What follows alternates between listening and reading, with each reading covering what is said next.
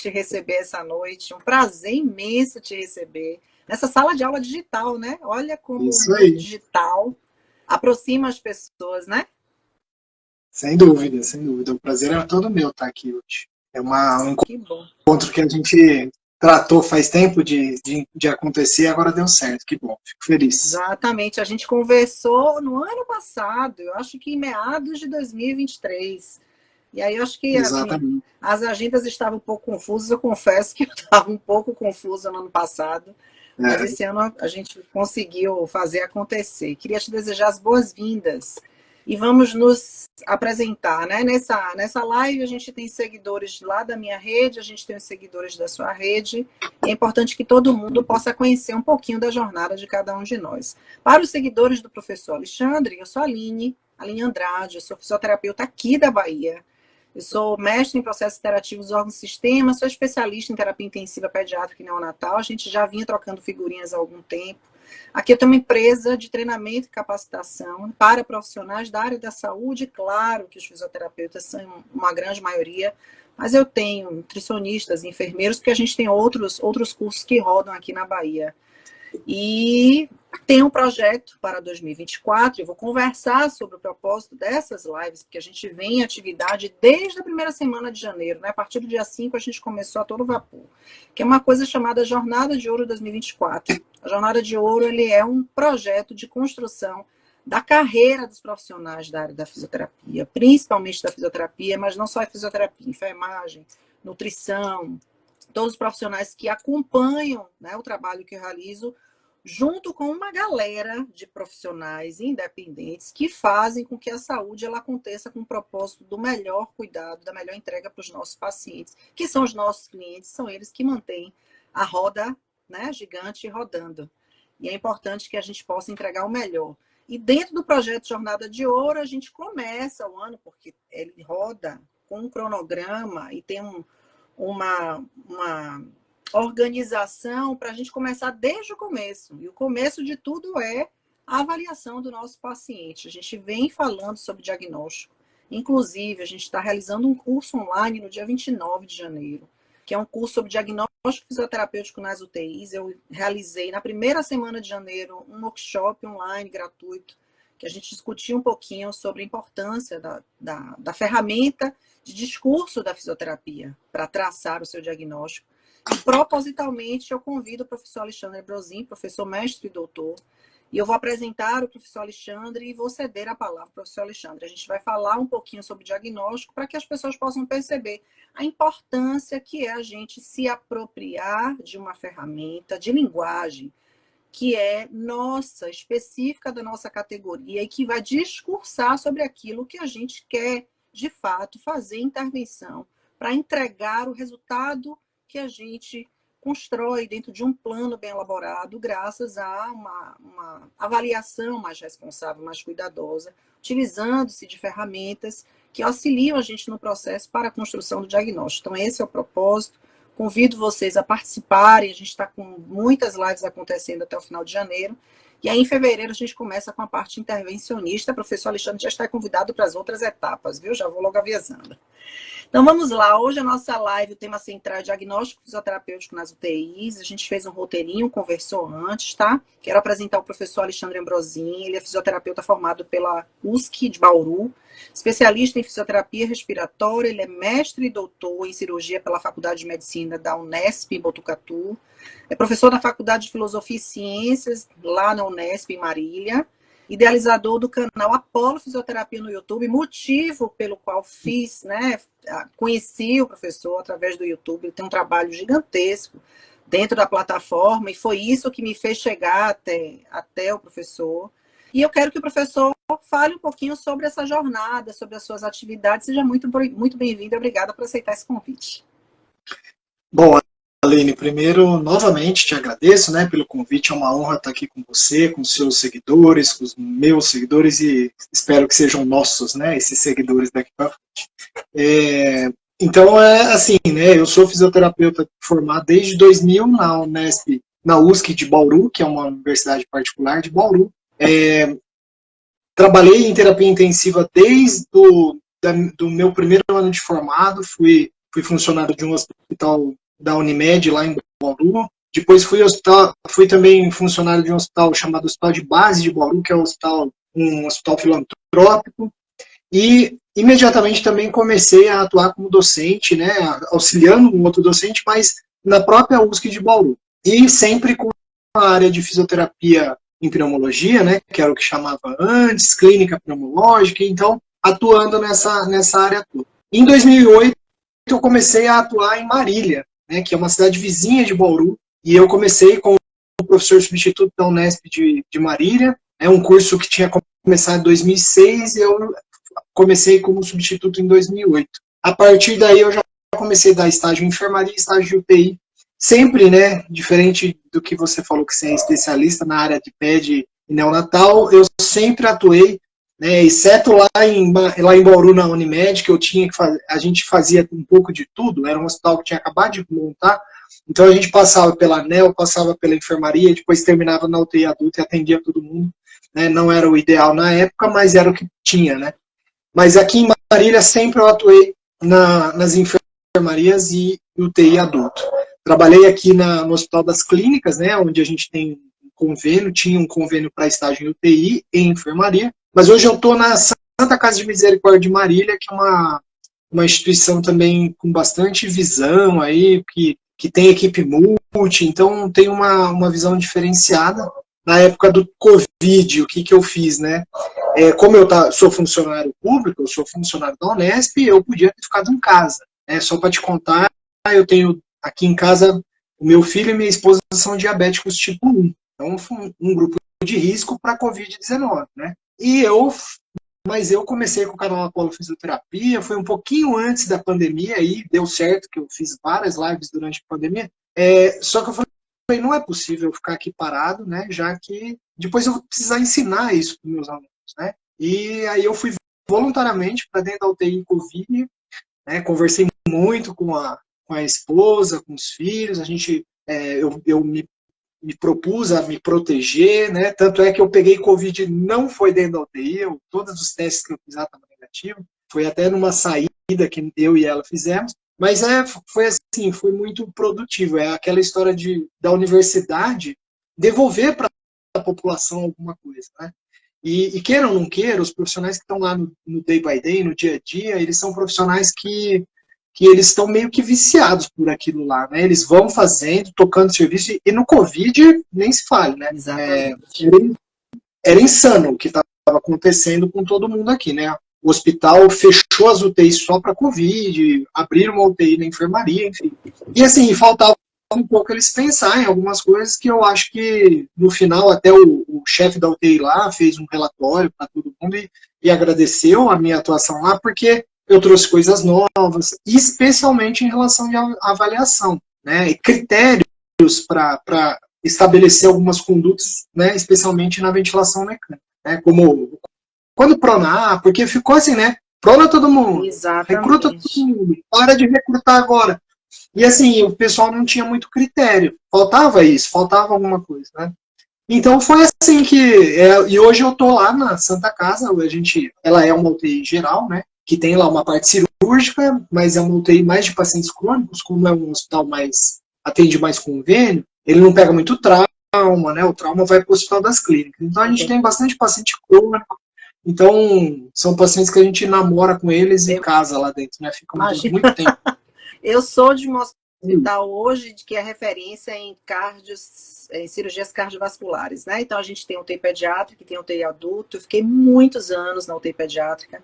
Migrei para a tranquilidade da UTI cardiovascular da adulto, porque chega um momento que a gente realmente está cansado. A pediatria ela é deliciosa, mas dentro de uma UTI cardíaca ela é difícil, cansativa, e eu acho que é um momento realmente para a gente. Chega um momento, né, da assistência, eu já estou há 17, quase 18 anos nessa unidade. Então, chega um momento que a gente quer um pouquinho mais de tranquilidade, onde eu trabalho em uma unidade mais tranquila, assim. Eu tenho uma coordenação que é muito querida e que está sempre perguntando como que está sendo as coisas, se a gente está feliz naquele lugar, e é importante que a gente esteja 100%, né, para a gente produzir. Então, eu vivo os dois universos, Alexandre. Eu vivo a pediatria e eu vivo a terapia intensiva adulto. Comecei várias unidades de Covid aqui, né, quando iniciaram. Então, assim, começou um serviço em unidade particular, era adulto, e eu entrei de cabeça. Na época, o meu marido, que era de uma área diferente, estava começando a trabalhar em terapia intensiva, porque, né, precisava trabalhar. E hoje ele trabalha na área de terapia intensiva, hoje ele tem pós-graduação na área, fez a prova de especialistas agora, já está há 3 anos na área. E foi importante eu ter entrado junto com ele para esse apoio, né? Era uma profissional que já tinha mais tempo na terapia intensiva, e ele de uma área completamente diferente na fisioterapia, e hoje está aí seguindo a carreira dele, e outros colegas do tempo de experiência. Iria entrar profissionais com muita experiência, mas tinha uma turma que estava no início da carreira, que não tinha tanta experiência assim. Era uma turma de adulto, por exemplo, que acabou migrando para a pediatria, porque a gente precisou de mão de obra para a época, né? E foi importante, foi muito bom para mim, porque eu pude compartilhar um pouco que eu sabia com os meus colegas e aprendi muito com eles também, né? Porque quando a gente ensina, a gente aprende 2 vezes, né? Essa é a parte importante, é por isso que nós estamos aqui. Então, nosso propósito é a live sobre avaliação e diagnóstico, né? Eu queria, mais uma vez, agradecer e eu queria conversar um pouquinho com você, né? A gente já conversou como foi a sua trajetória nas UTIs, né? Você já me falou onde é que você está atuando atualmente. Me fale um pouquinho sobre o canal Apolo Fisioterapia, né? Você me falou que começou um pouco antes da pandemia, se o canal ainda está ativo, né? O tipo de conteúdo que você costuma compartilhar nesse canal. Fale um pouquinho mais, Alexandre. Então, Aline, ó, é assim, ó, o canal Apolo Fisioterapia foi uma. Eu idealizei ele justamente para levar o conhecimento, para a gente ampliar o conhecimento dos nossos colegas fisioterapeutas. Né? Eu entendo que o profissional que é assistencial, ele é um profissional que ele é pouco remunerado, né, pouco valorizado em alguns lugares, né, não vamos generalizar, mas de forma geral é isso que acontece, e eles têm uma dificuldade por tempo, por dinheiro, por que seja para conseguir se atualizar. Eu falo para os meus alunos que tem 2 formas da gente se atualizar: fazendo cursos bons, como o que você vai propor no final desse mês, e lendo artigo científico. Né? 2 coisas, uma que custa dinheiro, porque o conhecimento ele acaba sendo, né, tem que ser remunerado, claro. E o outro que é mais fácil, né, menos caro, porém você tem que se dedicar. E aí a minha ideia no Apolo foi levar assuntos, né, de relevância, mas sempre baseado, se você entrar lá principalmente nos vídeos mais atuais, eu tenho, né, nos últimos anos, eu tenho tentado trazer sempre um referencial teórico importante, citar um artigo, sempre falo, ó, leia um artigo na íntegra, porque o que eu posso levar lá é né, até porque hoje é tão rápido as coisas, né, ninguém está afim de assistir coisa longa. Então, assim, eu preciso levar a minha interpretação e como aquilo muda a minha prática clínica, né? Eu estava citando para você que durante o Covid eu levei algumas coisas para dentro da UTI. O mundo todo estava fazendo índice de recrutabilidade. Dentro da UTI não estavam fazendo isso, estavam recrutando todo mundo, todo mundo. E aí vinha aqui um médico me falar assim, vou recrutar, pedir 10. Falava assim, não estou entendendo. Né? Não conheço o que é recrutamento e esse paciente não é responsivo ao recrutamento. Né? Ele ou não é recrutável, por exemplo. Então, foi baseado em coisas que eu estudei e que eu levei para o canal Apolo Fisioterapia, né, e que venho trazendo todo o tempo, foi justamente, são coisas que eu quero contribuir com a formação de todo mundo. Né? E o canal está ativo, sim, né? Esse começo de ano eu tenho publicado pelo menos 2 vídeos por semana, né? Então eu conto com a colaboração de vocês para se inscrever no canal, aproveitar os vídeos lá. Eu já sou inscrita. Né? Já usei muita coisa das suas aulas. Eu tenho print de tela das suas aulas em aulas minhas. E tem lá anotado, ó, tá lá, do canal de um professor que eu gosto muito, meus alunos de pós-graduação. A Ádia está aqui na sala de aula. A Ádia fez uma aula de ventilação mecânica avançada numa pós-graduação comigo.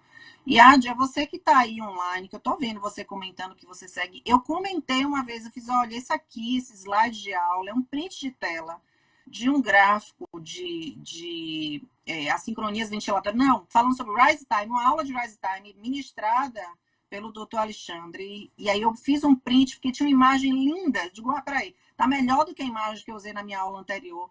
Então, assim, eu sempre falo para os alunos o quanto que as aulas que você ministra lá contribuem para a formação, não só dos alunos, mas a gente que é professor também, que de repente tem uma linguagem que pode funcionar melhor da forma como um determinado professor utiliza. E aquilo que é bom a gente traz para a gente, né?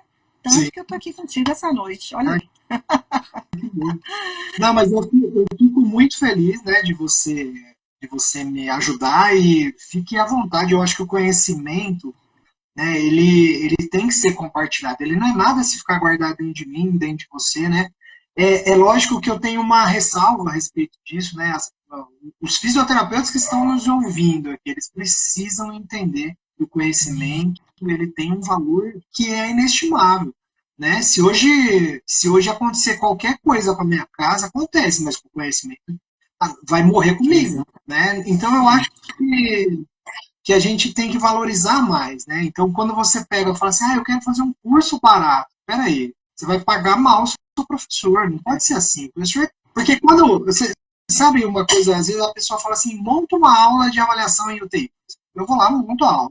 A pessoa acha que eu gastei o que eu vou ensinar é o que está no slide. Isso não é verdade. Né? Você é formada há um tempo, eu sou formada. Nós vamos passar nossa experiência. A gente foi, né, um tijolinho por dia, foi.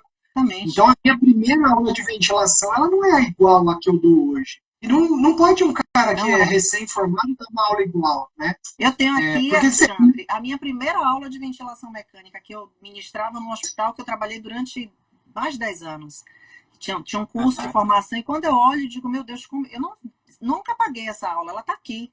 Todas as vezes que eu olho para ela, eu digo, nossa, como é possível evoluir, né? A gente evolui mesmo. São 22 anos de formado, quase 23 de assistência, porque um ano antes eu já era cursista numa unidade, né, particular, que eu era cursista, enfim. E fui trabalhar nesse lugar, fui ferista, virei coordenação dessa unidade na época. Então, assim, é uma história que a gente traz, né? E a gente precisa que os professores sigam sendo bem remunerados, para que a gente possa ter os professores na ativa, porque senão a gente sai de cena. E a gente vai acabar recebendo muito pouco, né, de conhecimento de quem, de fato, produz ciência de verdade, né? É para isso que nós estamos aqui.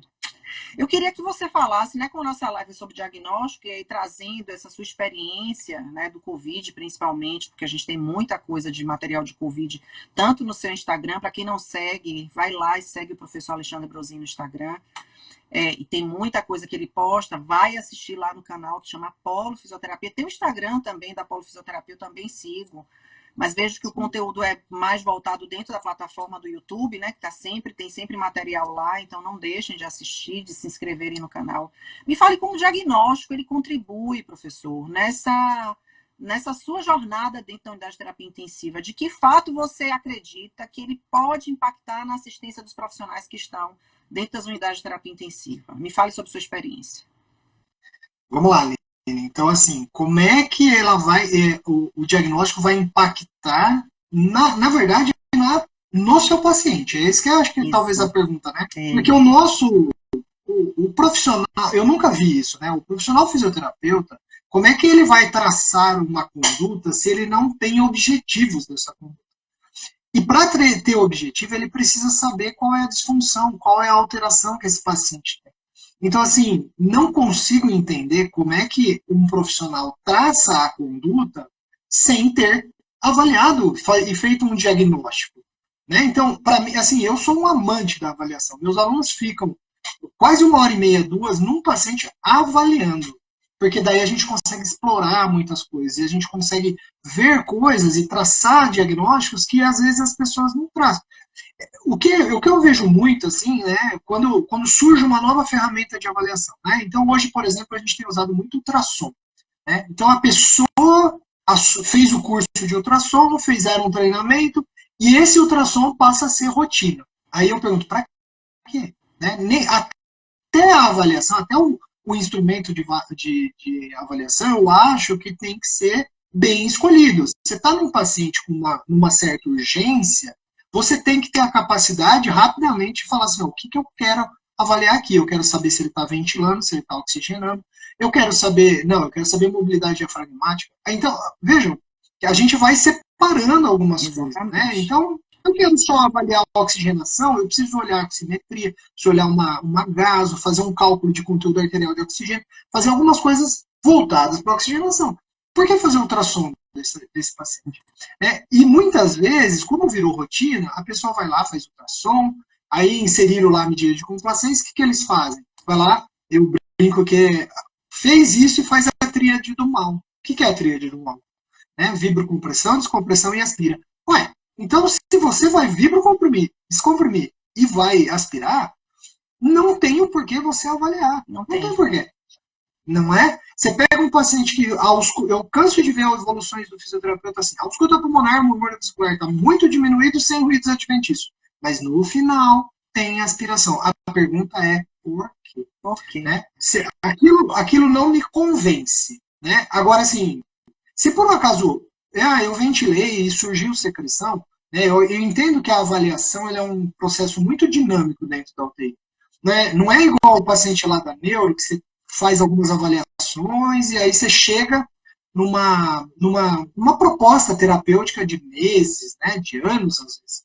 Na UTI, né, você avaliou 7 horas da manhã, meio-dia esse cara pode estar totalmente outra pessoa, pro bom ou pro ruim.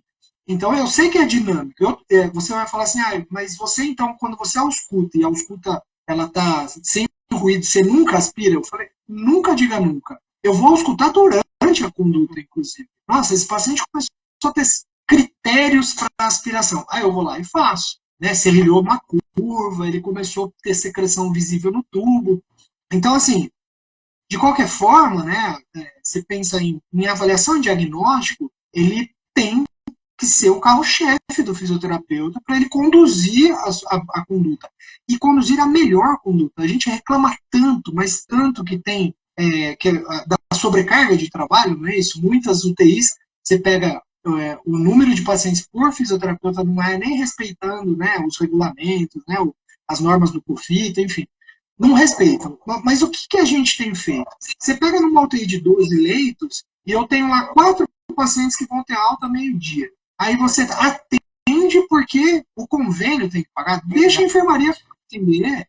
Né? E aí, olha só, 4, sobrou 8 só. Aí eu tenho 4 graves e 4 mais ou menos. Então, gerenciar até tudo isso, eu saber se esse precisa mais de mim e aquele precisa menos, é aquela história. Um dia eu ouvi de uma professora que ela falou assim, você não perdeu 1h30 com esse paciente. Você recuperou a função dele. Né?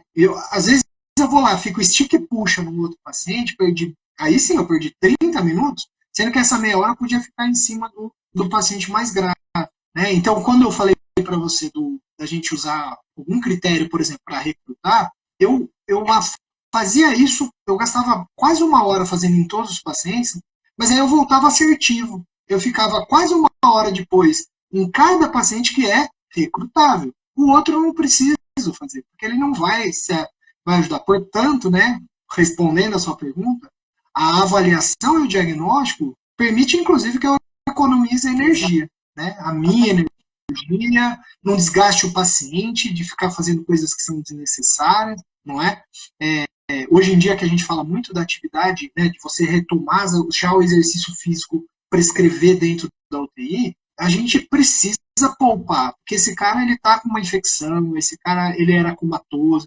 Então, assim, ele precisa se recuperar, sim, músculo é importante, eu preciso recuperar músculo respiratório, periférico, mas eu preciso também poupar a energia dele em algum momento. Né? Então, eu acho que a avaliação e o diagnóstico, consequentemente, é fundamental para tudo isso. Maravilha. Tá?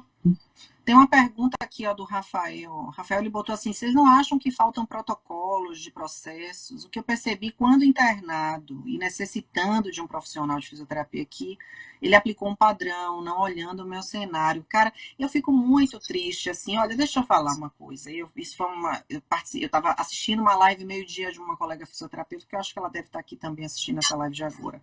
A gente está falando exatamente sobre isso.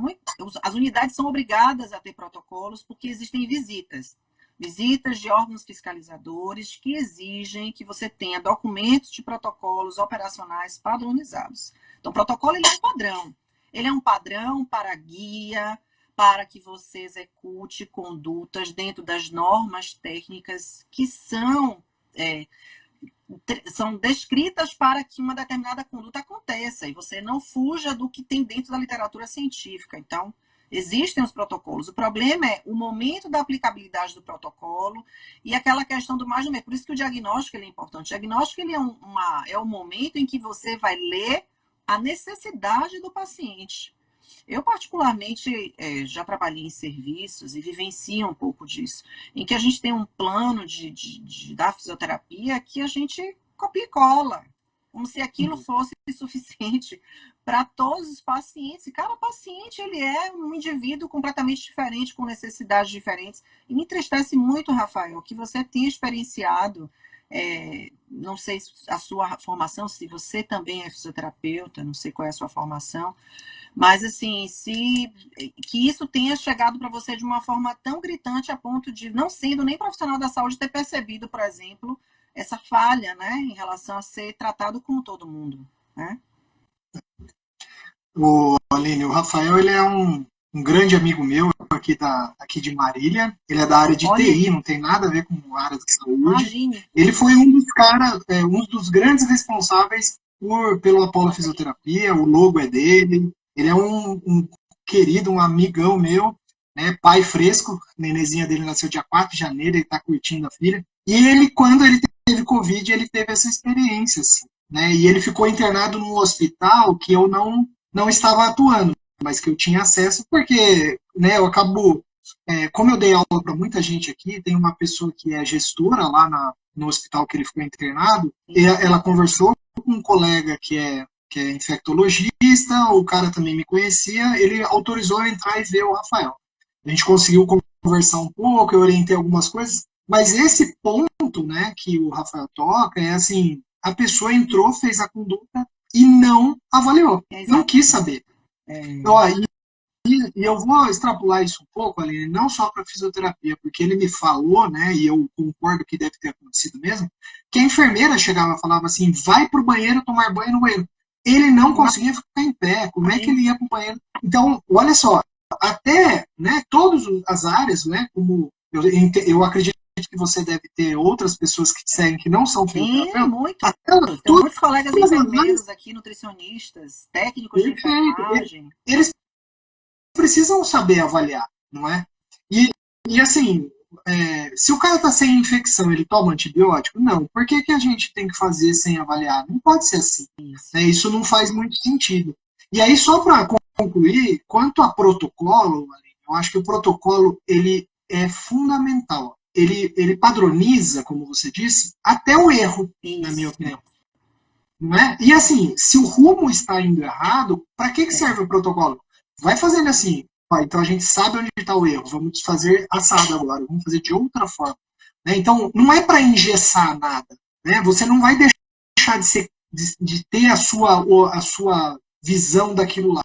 Agora, o que nós temos que ter, de fato, é um protocolo que atenda às necessidades daquela unidade. Né? Vou te dar um exemplo. Se você estabelecer um protocolo de mobilização precoce na UTI cardíaca e um protocolo de mobilização precoce na UTI que eu estou hoje, que é uma UTI de paciente crônico, né, que a gente faz o estágio, não vai dar certo. São dois protocolos diferentes. Né? A cardíaca, o paciente no outro dia vai estar estubado, né? Tem algum, né, não sei te dizer a porcentagem, que vai complicar, mas o resto é aquele paciente que é liso. Então você consegue aplicar um protocolo de uma forma. Ele tem que estar andando não sei quantos metros no final de 5 dias de internação, blá, blá, blá. Beleza. Agora, e o meu paciente comatoso lá, que entrou com AVC extenso, o que você vai fazer? Como é que pode você aplicar o mesmo protocolo? Não tem Isso que está errado, né? Não tem como. E mais do que isso, né, se a gente tiver um protocolo, né, que atenda às suas necessidades, a hora que você me passa o plantão e eu vejo lá o que você fez, eu consigo continuar aquilo que você fez.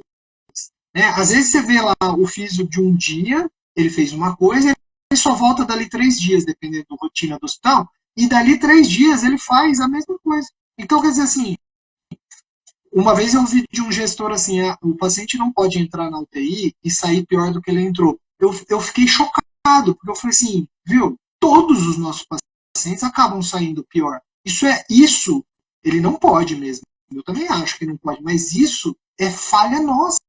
Eu fiquei chocado porque a gente está falhando. Porque às vezes a gente tem que bater mais de frente com o médico e falar, vamos estudar logo esse paciente, não vamos deixar perder músculo. Você pega uma idosa que entra, né, já sarcopênica, ela vai perder músculo ali dentro. Ela não tem músculo para perder. E aí, o que nós temos que fazer? É acelerar esse processo. Né? E isso, né, o protocolo me permite que faça isso. Te dá fundamental. Segurança. Às vezes você não, às vezes você tem a dúvida, né? Oi? Às vezes gera uma dúvida de será que determinada conduta eu vou saber executar? Não me recordo, tem tempo. Apareceu um paciente com um perfil aqui que não roda muito nessa unidade, mas o leito que tinha vago foi aqui na minha UTI neurológica, por exemplo. Né? E aí precisava de vaga, tenho várias UTIs, eu trabalhava no hospital que tinha muitas UTIs. E aí o paciente era grave e caiu na UTI neurológica, era um paciente respiratório, por exemplo. Então o leito de isolamento foi para lá, eu digo, não tenho contato, peraí, senta aqui, vamos dar uma olhada no protocolo.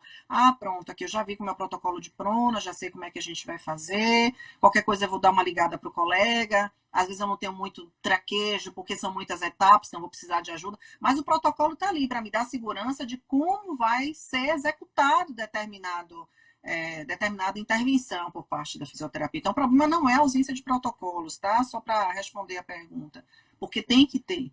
Às vezes você não tem protocolos apropriados para a sua unidade, acho que complementando a sua fala, e treinamento da equipe, né, para entender o momento exato de você determinar, escolher uma determinada conduta. Ainda de avaliação, Alexandre, a gente utiliza muitas escalas, né, de avaliação. Vou puxar a sardinha para a parte respiratória, que é a parte que você trabalha, enfim. Na sua experiência, assim, como que você faz a sua avaliação? Existe algum critério? Você faz utilização de alguma escala? Dentro dessa avaliação do seu paciente no contexto de UTI, qual a sua experiência? O que você costuma utilizar de ferramenta para contribuir no diagnóstico, na elaboração do diagnóstico do seu paciente internado? Aline, eu acho que esse é um assunto muito amplo, né? Bastante. Senão você vai dar um curso sobre isso, né? Mas assim, focando num paciente em ventilação mecânica, né? Quando você fala assim de ferramentas, eu busco pelo menos que a gente tenha, né? Sabe onde eu vou? Eu vou lá na fisiologia básica. Eu penso assim, qual a função do sistema respiratório? Ventilar ou oxigenar? Beleza, são as duas principais funções. Para isso ele precisa do quê? Para isso ele precisa de músculo, para isso ele precisa de membrana alveolo-capilar, ele precisa de via aérea pérvia. Então, percebe que se eu pensar em resistência de via aérea, complacência pulmonar, eu pensar em oxigenação, se ele está conseguindo oxigenar, quais ferramentas eu posso usar? Então, por exemplo, se eu quero saber como é que está a mecânica, eu vou usar medidas de complacência estática, medidas de resistência de via aérea, né? Vou medir lá a constante de tempo, que isso pode me ajudar de alguma forma. Vou olhar para os gráficos que, assim, para mim, qual que é o grande ponto? Às vezes, o profissional acha que tudo isso que eu estou falando vai tomar tempo, né? E, na verdade, assim, fazer o cálculo talvez tome tempo. O Apollo nós temos um aplicativo que faz o cálculo, não precisaria.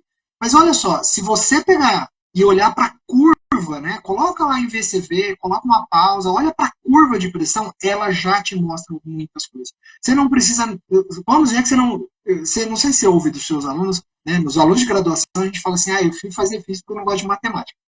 Aí chega na UTI ele fala, vou ter eu também dizia isso. Eu também dizia isso. De repente eu me vi fazendo um bocado de conta. E... Tem que fazer, eu acho. Mas assim, vamos ver que você é o cara que não quer fazer mesmo. Então, beleza. Olha para a curva. A curva, ela solta, ela vem aqui e mostra isso para a gente. Né? Então, assim, falando então da ferramenta, eu uso desde ferramentas mais, vamos dizer, que não são complexas, né, em relação a um exame físico simples, mas eu uso ferramentas, então, que mede a mecânica, isso eu preciso saber para conduzir minha conduta. Eu uso uma ferramenta para medir oxigenação. Para alguns pacientes, a gente vai escolher uma ferramenta, né? Quando eu quero saber, será que a disfunção dele é muscular? Eu preciso usar ou medida de PI, ou usar um índice lá, um index, né, ou usar uma ultrassonografia, né, porque olha só, o que não sei se eu vou me adiantar alguma coisa que você vai perguntar depois, mas olha só, o que eu posso fazer de diagnóstico, né? Como é que eu dou o diagnóstico funcional, né, ou Isso, disfuncional, né? Eu posso chamar assim, né? Esse paciente tem uma doença restritiva ou obstrutiva. Pensa isso. bem, isso engloba, essa é uma forma, estou falando que é a mais correta, mas isso, se você falar assim, ah, tá, restritiva, dá alguns exemplos. Ó, se ele não tiver músculo, ele pode ter alteração restritiva, ele ventila pouco. Ah, se ele tiver uma complacência torácica ruim, ele vai ter restritiva. Se ele tiver uma complacência pulmonar, ele tem restritiva. Se esse paciente tiver secreção, ele vai ser um obstrutivo. Se ele tiver broncoespasmo, ele é obstrutivo. E se ele não tiver músculo, ele vai ter problema restritivo também. Então, olha só, é, diagnóstico de fisioterapia respiratória é tão difícil assim, não é. Ou o cara tem secreção, ele não ventila, ele tem uma alteração muscular. É assim, né? E essa É alteração uma forma de. muscular, ela vai impactar de que maneira, né? Na dinâmica ventilatória desse paciente, na tolerância desse paciente para a mobilidade, para as atividades propostas para a fisioterapia, né? A gente está sempre não é tão difícil quanto parece. O problema é que nós estamos eu falo da minha geração, que é a sua também. Eu fui aluna de médicos no meu primeiro e segundo semestre inteiros. Terceiro semestre também. O quarto semestre começaram a vir os profissionais da fisioterapia. E isso fez com que a minha linguagem ela fosse uma linguagem médica. A literatura, se eu fosse ler qualquer documento, tem lá, pneumonia. Pneumonia é uma doença, né, relacionada à infecção por tal e tal agente, ela se comporta com alteração estrutural no parênquima pulmonar, que pode levar a isso, etc. Mas toda a literatura é uma literatura clínica. E Sim. tem lá, a fisioterapia tem o papel de trabalhar com o paciente isso e isso, e falava sempre muito superficialmente. E até os artigos da fisioterapia foram modificando ao longo da jornada, mas se você for ler profundamente os artigos propostos pela fisioterapia, não falo mais numa maioria, mas uma parte boa de artigos escritos por nós fisioterapeutas ainda traz muito desse diagnóstico clínico, né? Para só depois a gente se apropriar da parte que nos cabe enquanto fisioterapeutas, né? E eu acho que é isso que está faltando, que a gente comece a dar mais importância da nossa avaliação, porque a gente quer tratar a estrutura, porque não adianta a gente querer botar o paciente na função de imediato, porque nem sempre a gente consegue colocar o paciente na função se ele tiver, por exemplo, um grau de fraqueza muscular imenso. Eu primeiro vou precisar fortalecer esse músculo. Não adianta eu querer que meu paciente sente. Se ele não tem abdômen, se ele não tem paravertebrais, para manter esse paciente sentado, por exemplo, então eu tenho que fortalecer a musculatura para começar esse trabalho. Né? Não adianta eu querer estubar o meu paciente se eu coloco ele no modo de ventilação espontânea e meu paciente ele não triga no ventilador mecânico. Né? Ou se eu, de repente, não dou oportunidade de despertares diários, se a equipe médica não me apoia em relação à utilização de sedanalgesia adequados, para que a gente possa manter esse paciente, de alguma maneira, contribuindo para essa ventilação, né? Iniciando os disparos na ventilação mecânica, tendo os insights neurológicos, né, para que isso possa, de fato, aproximar cada vez mais ele para a descontinuação da ventilação mecânica, por exemplo. Então, tudo isso é fundamental, né? É por isso que as pessoas têm essa percepção de que é difícil diagnosticar. Então, ó, e aí eu quero só acrescentar uma coisa, né, que muitas vezes, né, você falou que você foi aluna de médico e muitas vezes, né, a gente fica tentando, a gente continua dentro da UTI usando termos médicos, colocando na nossa evolução coisas, trocou o antibiótico, não sei por que que tá ali, né, repete diagnóstico médico e não vejo o diagnóstico Droga terapêutico. vasoativa. Ok. É. Tá. Para Então, mim, é interessante que eu trabalho no UTI cardíaco, eu tô sabendo, né, que você tem uma alteração cardiovascular que está mantendo aquele paciente preso lá, mas assim, e que me impossibilita determinar, mas assim, a gente fica preso, né, a essas não pode, né? informações. Os médicos dizem que eu falo difícil, Alexandre. Ela fala difícil. Porque o paciente está cheio de secretário. Aí eu chego lá e digo, o paciente não tem nada. Fiz análise da curva lá de fluxo, não tem nenhum indicador que diga para mim que tem algum impacto do ponto de vista funcional respiratório do meu paciente, não estou vendo aumento de carga resistiva, não tem nada que diga para mim que eu preciso estar abordando meu paciente para higiene brônquia. Ela gosta de falar difícil. Eu não gosto de falar difícil. Eu não falo como médico, porque eu não sou médica. Sou fisioterapeuta. Você está me chamando como fisioterapeuta da sua unidade que eu sou, né? Nossa, eu concordo plenamente com o que você falou, né? Você pega médico que vem, se ele vem falar do antibiótico, ele fala e troca, fala um monte de nome para você, qual é o GRAM, se é GRAM positivo. Não tá preocupado. Agora, não é... Ele quer vender o peixe dele, e tá certo. Agora, aí vem o fisioterapeuta, como ele acha que não vai ser ouvido, ele fala assim, eu vou fazer um exercício nele de 3 bolinhas, né? E pronto. E simplifica as coisas. Não, eu vou falar, como você disse, eu vou falar com termos da fisioterapia. Se ele quer entender, ele vai atrás de entender. Se ele não quer entender, é isso que eu tenho para falar para ele. E acabou. Ele não está preocupado se eu vou entender a informação dele, ele vai simplesmente dizer, né? Exatamente. Exatamente. E aí, pronto, pensando, né, a gente está falando sobre isso, né? Vamos falar então da redação, né? Porque acho que essa é o que pega. Então, o que se orienta para a sua equipe, né? Quando você tem a possibilidade de ajudar os seus colegas profissionais, ou quando você esteve à frente de serviços.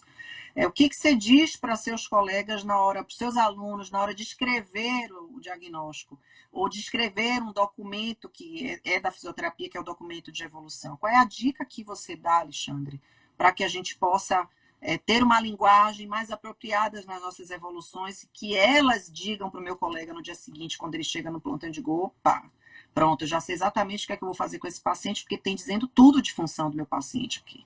Me conte. Dica de ouro.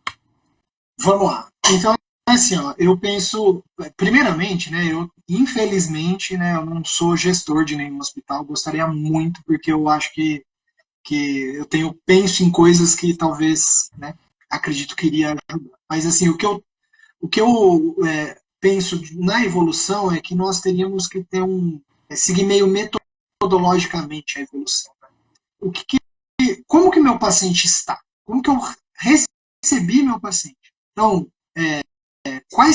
o que você viu ali? Você viu que o paciente está em ventilação mecânica, ele está com tais parâmetros, a mecânica respiratória dele é essa, a ausculta pulmonar é essa. Se eu achei alguma coisa relevante no raio-x, eu vou colocar lá, porque o meu colega, como você falou, ele não precisa voltar no raio-x, ele vai ver. E detalhe, eu não vou escrever assim, o paciente com pneumonia no raio-x, eu vou fazer uma avaliação funcional daquilo, né? Hipotransparência, avaliação funcional. E a partir disso, eu acho que seria importante, você fez essa avaliação, a partir disso você tem diagnóstico. E aí, dado o diagnóstico, né, vamos dizer, disfunção cinésio funcional respiratória do tipo obstrutiva, por exemplo. Tem alguma, você me perguntou, né, no roteiro sobre CIF, né, sobre aquele código de disfunções. Fisioterapêutico, né? Isso. Aquilo lá, eu acho sensacional, mas ele é pouco prático, né, para soltar tudo aquilo lá. Mas aquilo lá, se a gente estudar, aquilo é um norte legal para a gente usar. E aí, então, se você traçou o diagnóstico, eu acho importante estar na sua evolução qual é o objetivo do que você vai fazer dali para frente e aí, consequentemente, o que você fez. Né? Porque não ficar a tríade do mal sendo descrita lá o tempo todo. Né? E finalizar dizendo para o meu colega, para quem for ler aquilo lá, como é que você deixou seu paciente. Você imagina assim, toda vez que você passa por algum paciente, aquele paciente mais grave, ele, dali uma hora, ele sempre o paciente vai ao outro. Aí vão falar, sabe o quê? Você é pé frio. Você é incompetente, não é pé frio. Você não avaliou. Você fez alguma coisa sem avaliar que levou ele a ter um risco e ele morreu por conta daquilo. A gente tem que ficar atento nisso, né? Você, ao avaliar, o que você consegue dizer se você tem condutas a fazer ou se você não tem condutas a fazer. A sua decisão pode ser, não vou atender esse paciente. E aí? Por que eu não vou atender? Porque esse paciente está assim, assim, assim. Eu cansei de fazer isso com alunos, né? O aluno vai lá, avalia. Aí a gente olha para o paciente e avalia melhor, ele, você não vai atender esse paciente. A gente não foi embora ainda, esse paciente foi ao óbito. Aí, ali você imagina o que ia acontecer na cabeça de um aluno dentro de um estágio, morrer na frente dele o paciente. Né? A morte é uma certeza, né? Muitas vezes o aluno fica apavorado. Apavorado. Então, assim, mas Existe. se você avalia, mas se você avalia, você consegue dizer, ó, eu não posso acelerar agora, eu tenho que esperar. Né? E isso, então, assim, finalizando a questão da evolução, eu finalizaria, né, com a proposta terapêutica até onde eu fui com aquela proposta terapêutica. Né? Eu imagino que a primeira pessoa que avalia o paciente que entrou no AVI, ele precisa pôr uma proposta terapêutica. Né? É lógico, proposta é igual projeto. Você fala que vai fazer, você não sabe se vai conseguir. Mas, porque isso pode, né, a condução, o caminho que esse paciente está tomando dentro da UTI, ele pode mudar. Ele está, de repente, indo por um caminho, ele ficou grave para um outro lado, enfim. Então, a gente pode ir mudando a proposta, mas para isso tenho que saber em que momento que eu estou dessa proposta que a gente discutiu. Né? Então, resumindo, né, como o meu paciente está, qual é o diagnóstico e o objetivo da minha conduta, qual foi a minha conduta, o que eu consegui executar e o que eu tenho de proposta para depois. Né? E aí, então, como você disse, o seu colega vai chegar e vai olhar lá, opa, ele veio até aqui. Né? E ele vai poder fazer a avaliação novamente e falar, ixi, eu não vou conseguir evoluir daqui não, eu vou ter que esperar. Ou, não, ó, daqui eu posso ir para frente. Né? E, ou seja, né, se eu tiver o critério, eu acho que a gente consegue ir evoluindo de fato o paciente. E, como a gente já disse, o maior beneficiado não é o paciente. É o maior beneficiado.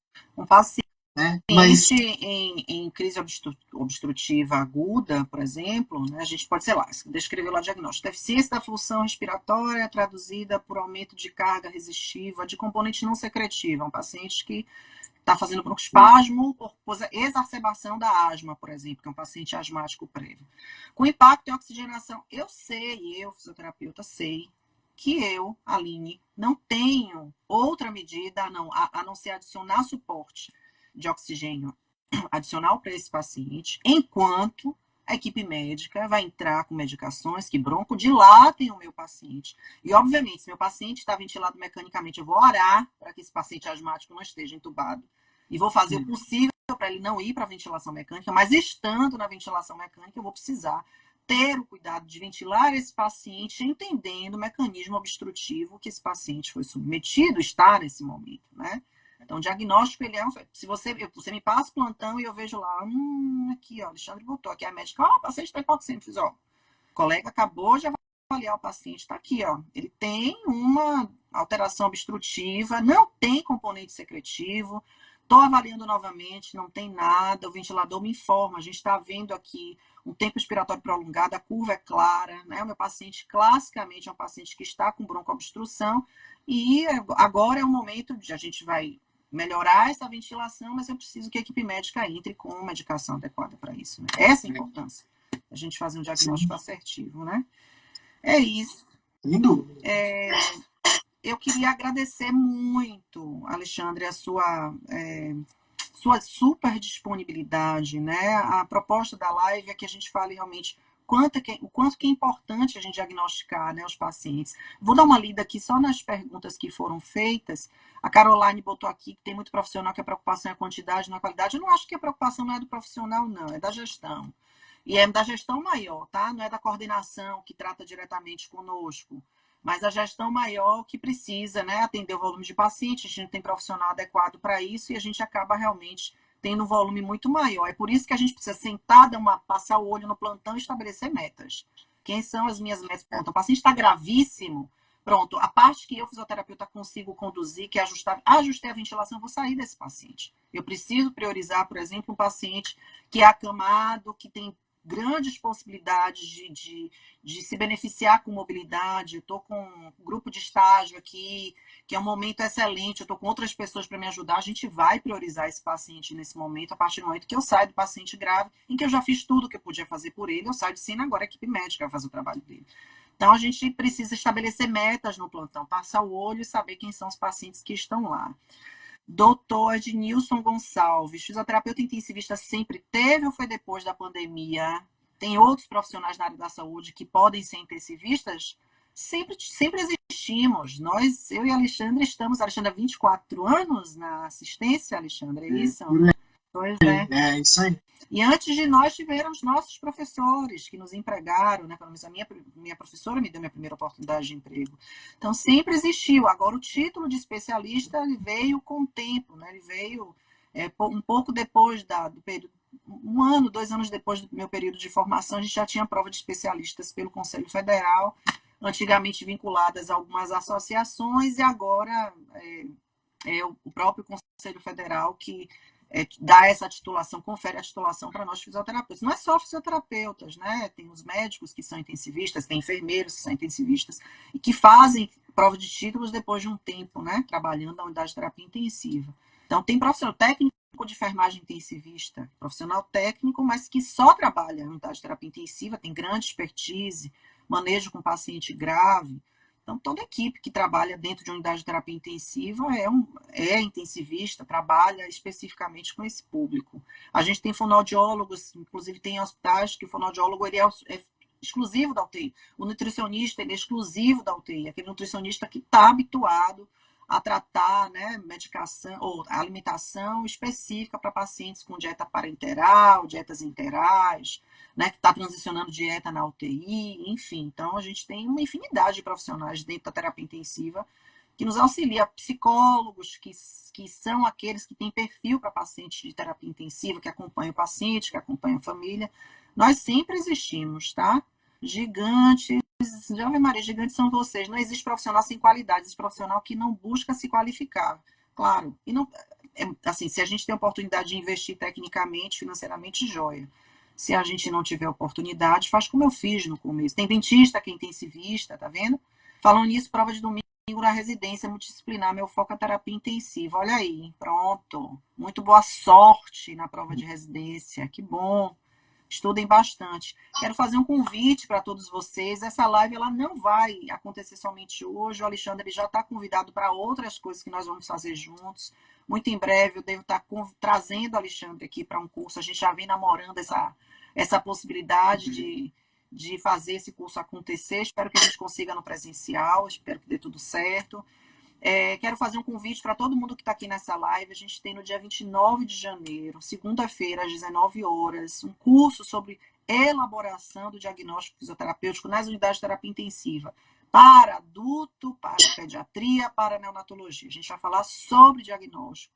Eu vou entregar uma ferramenta que vai auxiliar os profissionais para falar esse diálogo tão específico da nossa categoria para que a gente possa realmente traçar melhor os nossos planos, tá? Os nossos planos de tratamento. Para quem está nessa live aqui, a gente vai deixar um cupom de desconto. O cupom é Live 24 horas. O link está na minha bio, Alexandre. Então, assim, se quiser compartilhar com seus colegas que desejam falar sobre diagnóstico, que desejam, né, aprender mais, esse link está na bio. É um curso que custa menos de R$70. É um curso online, a gente vai ter 4 horas de duração. Um curso super carinhoso. Eu vou deixar o profissional afiado para discursar e escrever bem sobre diagnóstico. E quem estiver na live, é só colocar lá o cupom Live24H, que é Live 24 horas, tudo em letra maiúscula, e vai conseguir um cupomzinho de desconto. Pode parcelar em 10 vezes no cartão de crédito, então não tem desculpa para não se qualificar. Agradeço absurdamente a participação. Essa live vai ficar gravada e a gente vai fazer uma outra live no mês de fevereiro, tá, Alexandre? Para a gente ter mais tempo de conversar sobre as coisas maravilhosas que você faz. Vamos ver se a gente faz uma live voltada aí para análise gráfica da ventilação mecânica, tá certo? Legal, legal. Já está aceito o convite, vamos sim. Aproveitar e convidar todo mundo que está aqui. Ó, sexta-feira eu também vou fazer uma live no canal Apolo.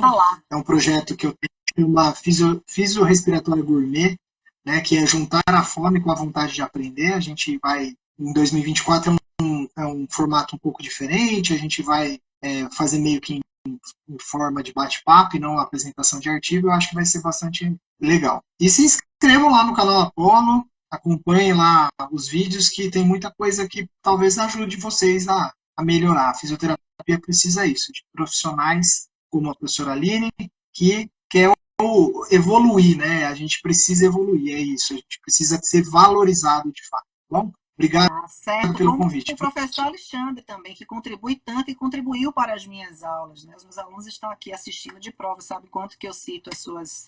Você ainda é uma grande referência para mim, uma honra ter você participando comigo desse momento. Agradeço demais a confiança. Essa live vai ficar gravada e em fevereiro a gente se vê de novo. E a gente tem reunião semana que vem. Beijo, Alexandre. Obrigado. Beijo, Boa noite a pessoal. todos. Cupom de desconto Live24H. Link na bio. Curso segunda-feira de noite. Espero vocês. Vai ser massa. Beijão e boa noite. Tchau.